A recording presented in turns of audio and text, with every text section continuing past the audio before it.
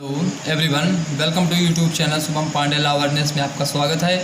मैं आज एक बहुत ही इम्पोर्टेंट टॉपिक पर बात करूंगा जो कि है आईपीसी का सेक्शन 40 जो कि अपराध को डिफाइन करता है। अपराध एक ऐसा कृत्य है जो इंसान को करने पर मजबूर कर देता है और वह इंटेंशन के माध्यम से किया जाता है, वही अपराध की श्रेणी में आता है।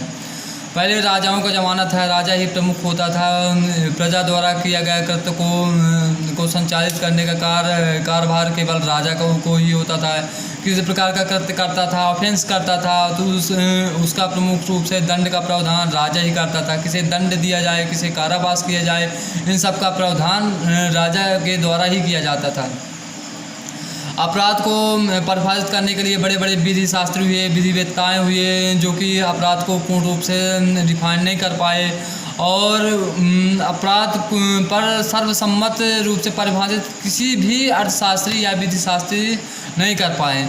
जैसे कि कह सकते हैं कि अभी कुछ समय पहले कुछ अर्थशास्त्री हुए, जैसे कि स्टेफन के अनुसार कुछ अपराध के प्रति विचार व्यक्त किए। जैसे कि उनके कहने का तात्पर्य ये था कि अपराध से अभिप्राय ऐसे अधिकारों व अतिक्रमण से है जिसका परिमाप उस अतिक्रमण से संबंधित समाज में फैली हुई दुष्कृति या दुष्भावना से है जो कि अपराध को डिफाइन करता है।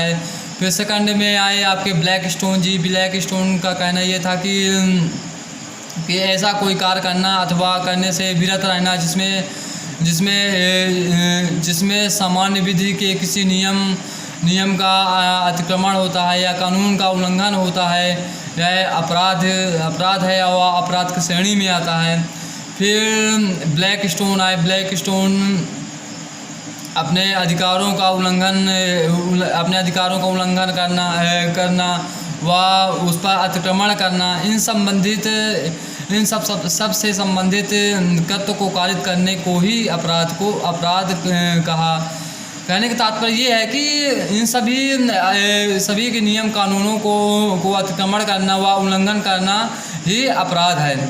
फिर ऑस्टिन का कहना ये था कि अपराध वह कृत्य है या कार्य है